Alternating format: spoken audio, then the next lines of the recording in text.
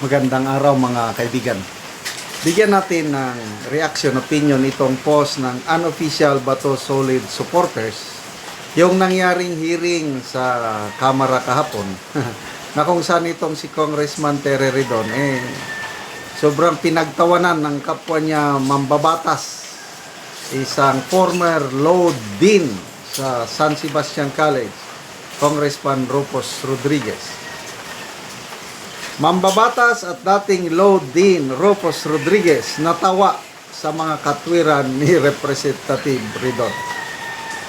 Hindi mapigilan matawa ng ilang beses ni Congressman Cagayan de Oro, Congressman Representative Rufus Rodriguez sa mga katwiran ni Bicol Saro Representative Terry Ridon.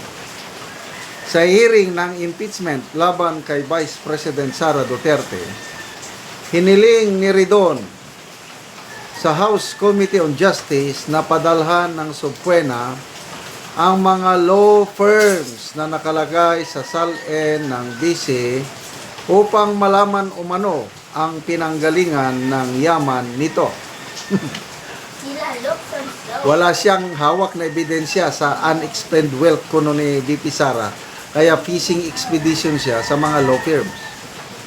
Ngunit ayon kay Rodriguez, labag sa batas ang hiling ni Ridon dahil mayroong privileged communication sa pagitan ng kliyente at mga abogado. Katwiran naman ni Ridon, ito na yung utak utak Harvard ba? Kasi graduate daw sa Harvard ito. Kailang ordinary course lang, yung basta magbayad ka, maka-eskwela ka sa Harvard. Hindi yung Harvard na mag-take ka ng entrance exam na titignan talaga yung talino mo at iba pa. Ito, Harvard lang na bayad. Katwiran naman ni Ridon, maaari naman umanong masilip ang mga law firm, lalo na kung sila ay registered corporation.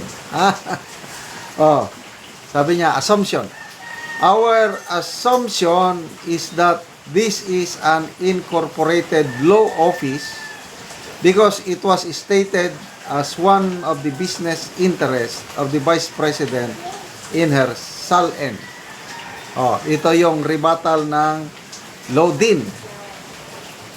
Are you aware of the privileged communication between lawyers and clients? How can we subpoena a law firm for acting as a lawyer for the Vice President? Tanong.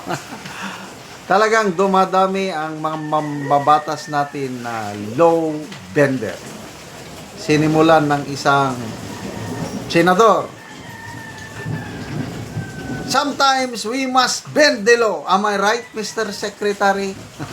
Yes, sir! Sabi naman ng Secretary of Justice. Ayan. Mahilig silang mag-bend the law. Di ano ngayon? Mapahiya sila. Dapat sana itong si Congresswoman Luistro, dahil abogada siya, dapat na-advisean niya na itong mga kakampi niyang Ridon bawal yan sa batas. Kaya lang, sa tingin ko, baliwala na yung batas-batas sa kanila. Basta kung ano ang nakikita nilang paraan para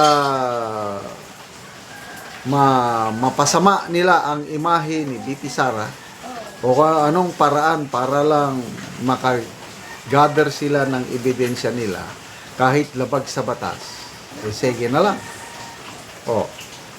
So mabuti na lang at may mga matitinong abogado na nandyan sa Committee on Justice. So ano pang aasahan natin dyan sa Committee on Justice na yan? Ako, wala na akong aasahan. Suma total, pag nagbutuhan yan, may makikita silang anong tawag nito? Probable cause. Kasi hindi pa sila nag-hearing eh. Sino bang kongresista yon? Congressman Joel Chua. Abogado rin ito Sinasabi niya na ano, he is confident that they can get the one-third needed signatures of congressman para maakyat ang impeachment ni VP Sara sa Senado. So anong ibig sabihin nun? Itong hearing para lang masunod nila ang requirements ng Supreme Court. Kasi kung hindi pa nakialam ang Supreme Court, baka ginawa na nila kagaya last year ba, yung perma kagad, 215 signatures. Akyat. Di, nabulilyaso sila, void ab initio, defective from the beginning, unconstitutional, kaya walang nangyari trial. So ito, for compliance lang sa Supreme Court ang ginagawa ng Committee on Justice. Ang suma total yan, pag nagbotohan, probable cause nandiyan. Kaya tama yung ginawa ni VP Sara na huwag nang mag-attend. What's the use na mag-attend ka sa isang hearing na sarswela lang? So, wala. Dismayado yang si Congresswoman Luistro. Sabi niya, akala ko ba nakahanda na ang Vice Presidente? Ang dami niyang abogado. Tapos sinasabi niyang she wants bloodbath. So matotal, hindi man lang magpakita. O di, karapatan ng VP Sara yun. Hindi nyo naman siya pwedeng pilitin na mag-attend. Kahit ako, kung ako nasasakdal, basing from the pronouncement of this congressmen or congresswomen, wala akong makukuhang hustisya sa Committee on Justice. Sa Senado, meron. So, salamat mga kaibigan sa inyong pagsubaybay sa ating channel. Nakakatulong kayo ng malaki sa tribong talandig ng Bukidnon dahil sweldo natin sa channel na ito is pantulong po sa tribo na namimigay tayo ng libreng yero at pako para sila naman makapagpatayo ng mas maayos na tirahan. Panoorin nyo ang video na ito. Og karon mo na ni ang atop sa natagaan na Mugero, mga silupin. So mo na gid ni ang itsura sa ilang atop, mga silupin lang in town. So na ay mga yero nga sa kuan, pero gaulan na naman, so gisapawan na lang og silupin, kinig iya silupin na gyud. Og mao na ni ang mga yero nga among gihatag sa among gitabang sa tawo nga nagkalisod na tungod sa ilang atop.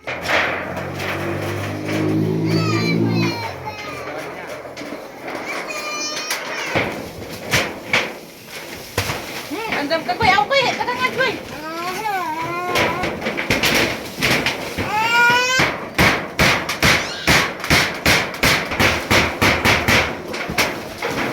Ay, kimaganti yan.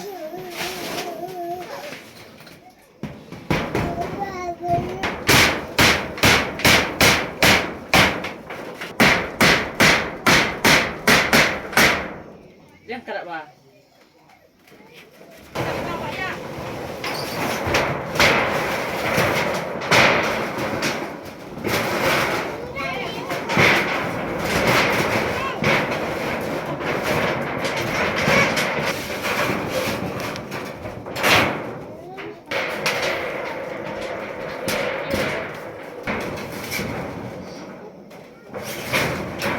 Ug karon managyud sa pag-atop ang among ginatabang nga yero sa mga tao nga bustot na ilang balay. So karon maayo na gyud. Salamat sa Ginoo nga ayan magbat sa Ginoo nga nasay gihimong guide nga tao nga nagtabang sa bunga nga ang among atop nga nabuslot tungod natapakan rag silupin.